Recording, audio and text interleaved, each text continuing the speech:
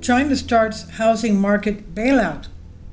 China has initiated a housing market bailout amid significant economic challenges, including the collapse of major real estate developers, deflationary pressures, and social unrest, prompting increased easing efforts and policy solutions to stabilize the sector.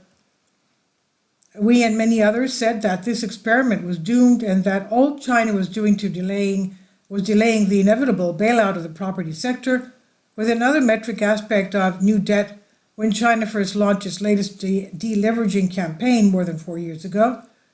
At the time, the campaign was aimed at controlling the deflation of the nation's housing bubble, which coincidentally was the single largest asset for China's massive middle class. And we were correct, as the news from overnight proved, but not before China witnessed the collapse of all its biggest domestic real estate developers, sent its housing market into a deflationary tailspin from which it has yet to recover, and endure 5 years of economic stagnation and extreme social unrest. What then transpired? Chinese officials released a new set of easing measures for the housing market on Friday, and these policies include: 1. Clear top-down guidance for local governments to purchase existing housing inventory for public housing provisions; 2. An RMB 30 billion re-lending quota for destocking the housing market; 3. Reductions in down payment ratios and mortgage rates; 4. More policy support to secure the delivery of pre-sold homes. Now, of course, they're trying to get rid of the houses. Lower mortgage rates and a lower down payment. Now, that's, of course, good for the buyers. Of course, buying existing homes inventory by local government, which is essentially just an extension of the federal government, is nationalization, to use a more accurate term. As Goldman notes in its post-mortem PDF available to pro subs, if done on a large scale, this approach can help stabilize home sales and prices and completions, but it would have little effect on the new starts and land purchases. Additionally, while lower mortgage rates and down payment ratios may help increase home sales to some extent, this time around the pace of the reductions in effective mortgage rates may have been limited by bank net interest margins, and furthermore, the scale of reductions in down payment percentages was rather moderate. Overall, Goldman anticipates further housing easing initiatives in the future, particularly on the demand side, and believes that financing and execution are essential to any strategy aimed at saving the real estate market. And in addition to the RMB 300 billion lending quota, possible funding sources for housing destocking include commercial bank loans, policy bank bonds, local government special bonds, and pledged supplemental lending from the PBOC. It will be important to keep a careful eye on the upcoming policy developments, particularly with regard to measures to reveal financing and implementation difficulties. And what's new today? Chinese officials have greatly increased their easing efforts to support the stabilization of the real estate sector, both in terms of money and policy solutions, since the April Politburo meeting. And today, May 17, they said a number of new housing easing initiatives were announced. And why right now? Property headwinds remain significant, notwithstanding the previous set of housing softening measures. New house sales have been roughly 30% below year-ago levels in recent months. April saw a further decrease in secondary property prices, but the housing inventory has remained high. So I guess the prices will go down. And certainly private developers like Vanke and Agile still deal with difficult financing situations.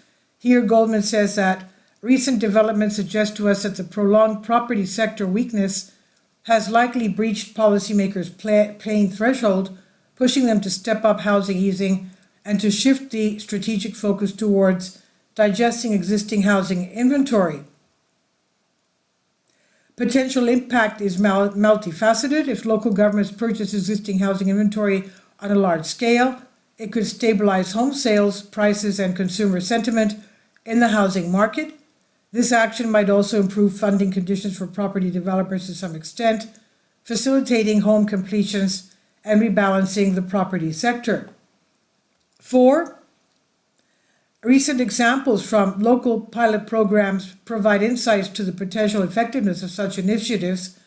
While certain cities like Chongqing and Jinan have already implemented pilot programs aimed at clearing excess housing inventory with state funding, these initiatives have thus far been relatively small in scale. However, recent pilot programs such as those in the Lin'an district of Hangzhou City suggest that local governments are becoming more proactive in purchasing small and medium-sized housing units with low completion risk, particularly in large cities experiencing net population inflows. I guess the smaller units sell faster. What lies ahead in the housing market? Anticipate further easing measures, particularly on the demand side, with funding and execution being crucial for the success of the property rescue plan. Regarding funding, a recent analysis by Goldman Sachs suggests that any significant easing measures, including those aimed at reducing housing inventory, would require substantially more funding than what is currently available. However, many inland local governments are financially strained after 3 years of zero COVID policy and amid a prolonged downturn in the property market. Other potential funding sources: in addition to the RMB 300 billion lending quota, possible funding sources from housing destocking include commercial bank loans, policy bank bonds, local government special bonds, and pledged supplemental lending from PBOC. On the other hand, the current issue of ultra long-term central government spending bonds may not be a financing instrument tailored for the real estate industry. These bonds are intended to finance major projects in strategically significant sectors such as high-tech manufacturing. At the same time, as reported last year, China embarked on the construction of 15 new cities in Iraq, and with East China Engineering Science and Technology Company and another company securing contracts to build those housing units. 15 new cities in Iraq alone. Can you imagine? This is by Great Game India. Please leave your comments and thank you for your support. Support my Patreon account. The daily posts are 5 videos daily, and they are totally different from what I have on my YouTube channel. Thank you so much for your support and that you find all my content so interesting. You'll find the Patreon account details in the description box below.